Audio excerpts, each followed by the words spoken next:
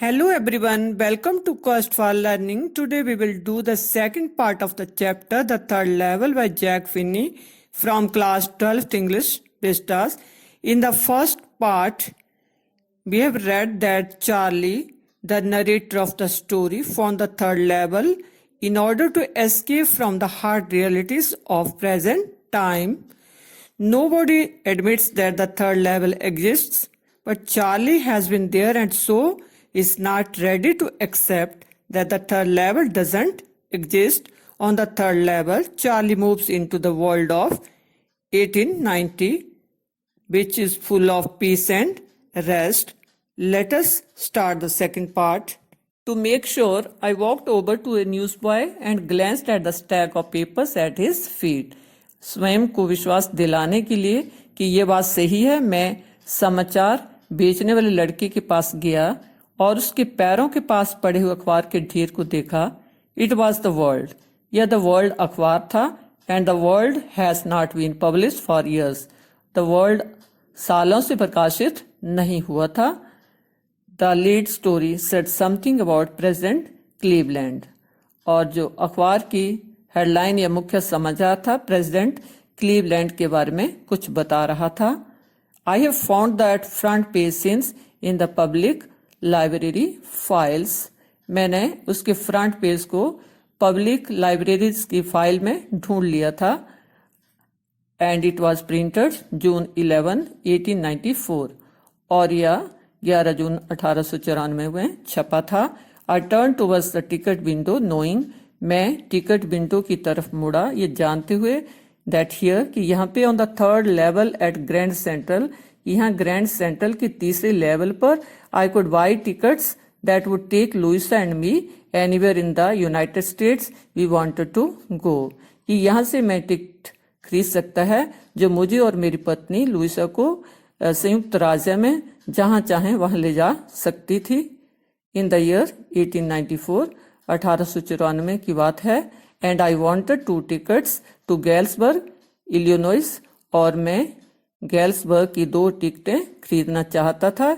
इलियोनॉइस एक बहुत ही ब्यूटीफुल और बड़ी स्टेट है यूनाइटेड स्टेट्स की.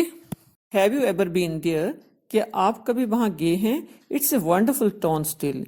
ये एक बहुत ही अद्भुत शहर है. With big old frame houses, जिसमें बड़े पुराने फ्रेम के मकान हैं.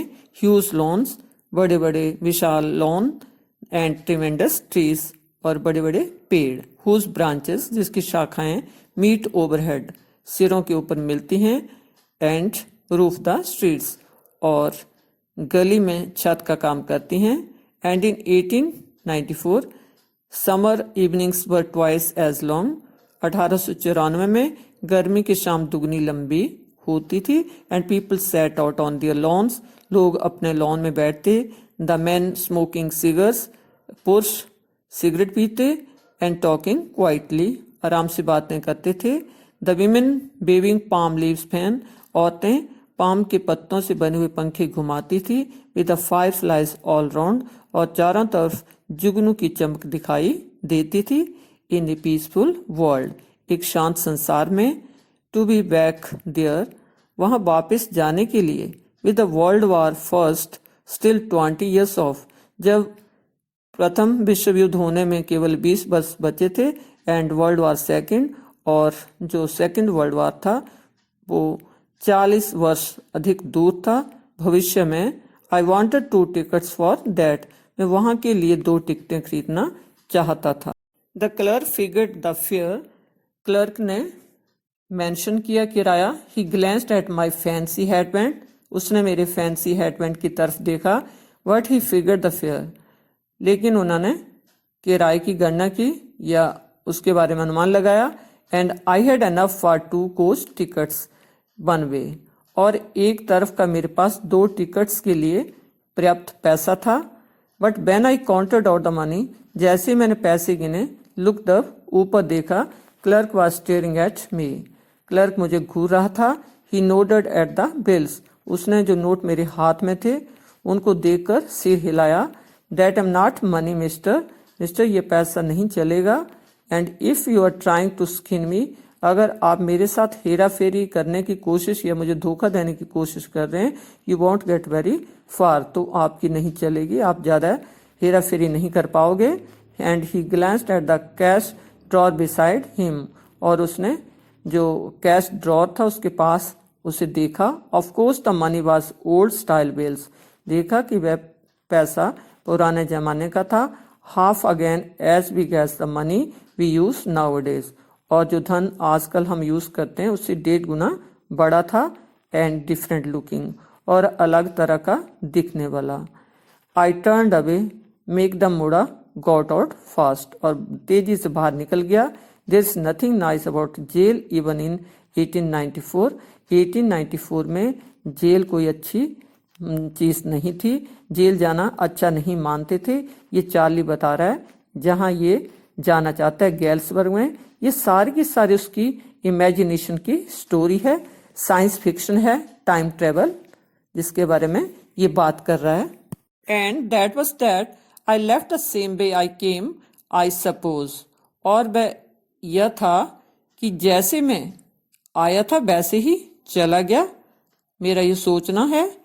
नेक्स्ट डे, अगले दिन, ड्यूरिंग लंच आवर्स, लंच किस में I drew $300 out of the bank, nearly all we had, मैंने बैंक से $300 निकाले, लगभग उतने ही मेरे पास थे।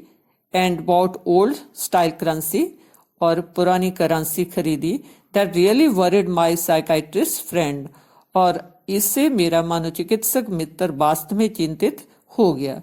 You can buy old money at almost any coin dealer, आप किसी भी सिक्कों के डीलर से पुरानी किस्म के पैसे खरीद सकते हैं। बट यू हैव टू पे अ प्रीमियम, परंतु आपको एक प्रीमियम अदा करना होता है या आपको एक्स्ट्रा पैसे देने होते हैं इसके लिए। My $300 bought less than 200 in old style bills, मैंने अपने $300 में पुरानी करेंसी के नोट जो हैं 200 से भी कम खरीदे। बट आई डिडंट केयर, परंतु मुझे इसकी परवाह नहीं थी। Eggs were 13 cents a dozen in 1894, क्योंकि 1894 में अंडे 13 सेंट प्रति दर्जन थे। But I have never again found the corridor that leads to the third level at Grand Central Station, although I have tried often enough.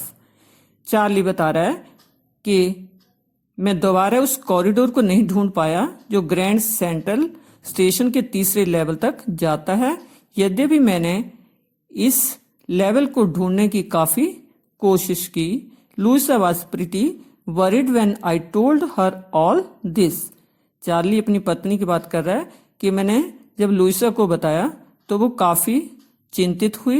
And didn't want me to look for the third level any more, और वह नहीं चाहती थी कि मैं और अधिक तीसरे लेवल की तलाश करूं। And after while I stopped, और कुछ समय के बाद मैंने तलाश करनी बंद कर दी। I went back to my stamp collecting, और दोबारा मैंने अपना टिकट संग्रह शुरू कर दिया। But now we are both looking, परंतु अब हम दोनों ही उस लेवल को ढूंढने की कोशिश कर रहे थे। एवरी वीकेंड, हर हफ्ते, because now we have proof, क्योंकि अब हमारे पास सबूत था that the third level is still there, कि वहां पे तीसरा लेवल है। My friend Sam Beener disappeared, मेरा दोस्त सैम विलुप्त हो चुका था। नोबडी न्यू वेयर, किसी को कोई पता नहीं था कि वो कहाँ गया। But I sort of suspected, परंतु मुझे शंका थी। Because Sam's a city boy, क्योंकि सैम जो है एक शहरी लड़का था। And I used to tell him about Galesburg, और मैं उसे गैल्सबर्ग के बारे में बताता था। I went to school there, मैं वहाँ स्कूल गया। And he always said he like the sound of the place, और सैम कहता था कि उसे उस जगह की आवाज़ बहुत पसंद है। And that's where he is, और वो वहाँ पे है। और राइट, ठीक है। इन 1894 में, because one night fussing with my stamp collection I found, क्योंकि एक रात मेरी टिकट संग्रह के कोलाहल में मैंने पाया। वेल, ठीक है। डू यू नो, क्या आप जानते हैं बट फर्स्ट डे कवरेज, कि पहले दिन का वर्ण कैसा होता है। When a new stamp is issued, Charlie बता रहा है, जब एक नई टिकट जारी की जाती है। स्टैम्प कलेक्टर बाय सम, तो टिकट संग्रह करने वाले कुछ खरीद लेते हैं tickets and use them to mail envelopes to themselves on the very first day of the sale, और बिक्री के पहले दिन वह उनका प्रयोग अपने खुद को लिफाफा भेजने के लिए करते हैं। And the post mark proves the date, और डाकघर की मोहर तारीख का सबूत देती है। The envelope is called a first day cover, और उस लिफाफे को पहले दिन का वर्ण कहा जाता है। दे आर नेवर ओपन्ड, इनको कभी खोला नहीं जाता है। You just put blank paper in the envelope, आप लिफाफे में खाली कागज डालते हैं। That night among my oldest first day cover, उस रात्रि मेरे पुराने पहले दिन के आवरणों में आई फाउंड वन, मुझे एक ऐसा आवरण मिला that shouldn't have been there, जिसे वहां नहीं होना चाहिए था। बट देयर इट वाज, पर यह वहां था। इट वॉज देयर, ये वहां था।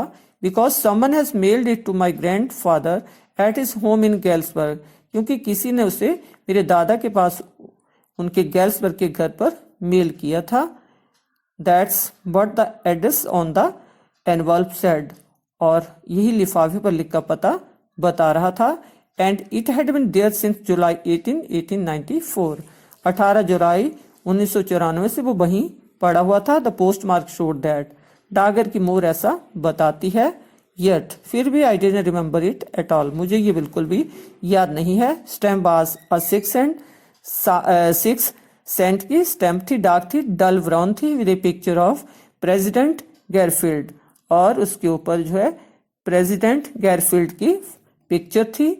नेचुरली, स्वाभाविक तौर से, when the envelope came to grandad in the mail, जब मेरे दादा के पास मेल से ये लिफाफा पहुंचा, it went right into his collection, तो वह सीधा उनके टिकट संग्रह में चला गया। एंड स्टेड देयर, और वहीं पे रहा टिल, जब तक आई टुक इट आउट, मैंने इसे निकाल नहीं लिया। एंड ओपन इट, खोला नहीं, तब तक वहीं पड़ा रहा। जब मैंने इसे देखा, इसे निकाला और खोल के चेक किया कि इसमें क्या है। Paper inside was not blank, अंदर जो कागज था वो खाली नहीं था, कागज पे कुछ लिखा था। अक्सर फर्स्ट डे कवर्स के अंदर जो कागज डाला होता है वो खाली होता है, पर इसमें कुछ लिखा था। क्या था? चार्ली का एड्रेस था ये letter. I got to wishing, मैं इच्छा करने लगा हूँ, दैट यू वर राइट, कि तुम सही थे। Then I got to believing, फिर मैं विश्वास करने लगा हूँ, यू वर राइट, कि तुम सही थे। एंड चार्ली, इट्स ट्रू, और चार्ली, यह सच है। I found the third level, मुझे तीसरा लेवल मिल गया है। I have been here 2 weeks, मैं यहाँ 2 सप्ताह से हूँ। एंड राइट नाउ, और अभी भी वहीं पे हूँ। डाउन द स्ट्रीट, गली से नीचे की तरफ। At the Dalys, Delhi city में। Someone is playing a piano, कोई पियानो बजा रहा है। And they are all out on the front porch singing, और भी सब वहाँ सामने वाले पोर्च में गा रहे हैं। Sing Nellie home, and I am invited over for lemonade, और मुझे नींबू पानी पीने के लिए आमंत्रित किया गया है। Come on back Charlie Louisa, Charlie Louisa वापिस आ जाओ। Keep looking till you find the third level, तलाश जारी रखो जब तक तुम्हें तीसरा लेवल नहीं मिल जाता। इट्स बर्थ इट, यह तलाश करने योग्य है। बिलीव मी, मेरा विश्वास करो। The note is signed Sam, वह नोट सेम के नाम से हस्ताक्षरित था। At the stamp and coin store I go to, Charlie बता रहा है, मैं स्टैम्प और कॉइन स्टोर में गया। आई फाउंड आउट, और वहां मुझे पता चला, the Sam bought $800 worth of old currency, और कि सेम ने $800 कीमत के बराबर पुराने जमाने की करेंसी खरीदी थी। That out to set him up in a nice little hay feed and green business, और यह रकम उसे एक अच्छे घास, चारा और अनाज के व्यापारी के रूप में सेटअप या स्थापित कर देती है। ही ऑलवेज सेड, वे हमेशा कहा करते थे, that's what he really wished he could do, कि वह इसकी इच्छा करते थे कि वह यही धंधा करेंगे।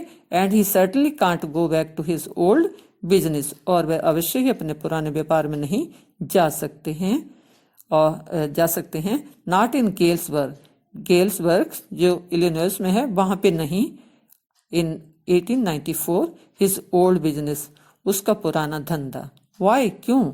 Sam was my psychiatrist, Sam मेरा मानक चिकित्सक दोस्त था। ये चार्ली बता रहा है थर्ड लेवल की बात, कि उसके पास प्रूफ है, ये थर्ड लेवल है, और ये सारी की सारी साइंस फिक्शन है, उसके माइंड की क्रिएशन है। In reality there is no third level. तो यहीं पे ये लेसन खत्म हुआ। डिफिकल्ट वर्ड्स, फिगर्ड, कैलकुलेटेड, गणना करना, हिसाब लगाना, स्टीयरिंग, लुकिंग इंटेंटली, गौर से देखना, nodded, to move head up and down in agreement, सहमति में सिर हिलाना, bills, currency notes, skin, cheat, धोखा देना, प्रीमियम, एन एक्स्ट्रा पेमेंट, भुगतान की कुछ अतिरिक्त राशि, फसिंग, वरिंग अननेसेसरली, अनावश्यक चिंता करना, मेल टू पोस्ट, डाक में डालना, post mark, stamp of the post office, डाकघर की मोहर, hay, a grass cut and dried as fodder, सूखी घास, चारा पशुओं के लिए, फीड, फूड फॉर एनिमल्स और babies. Lengthy question. Do you think that the third level was a medium of escape for Charlie? Why? Answer. Yes, the third level was a medium of escape for Charlie. Life in the modern world is full of insecurity, fear, war, worries, and stress. Man has to face them all the time. The harsh realities of life make living quite unpleasant and even unbearable. Charlie is unable to cope with them, so he wants to escape into a world of fantasy. He talks to his psychiatrist friend Sam about the third level at the Grand Central Station. His friend calls it a waking dream with fulfillment. Charlie possesses an escapist tendency. Even his stamp collecting is a temporary refuge from reality. Here I end the second part of the chapter, the third level. Thank you.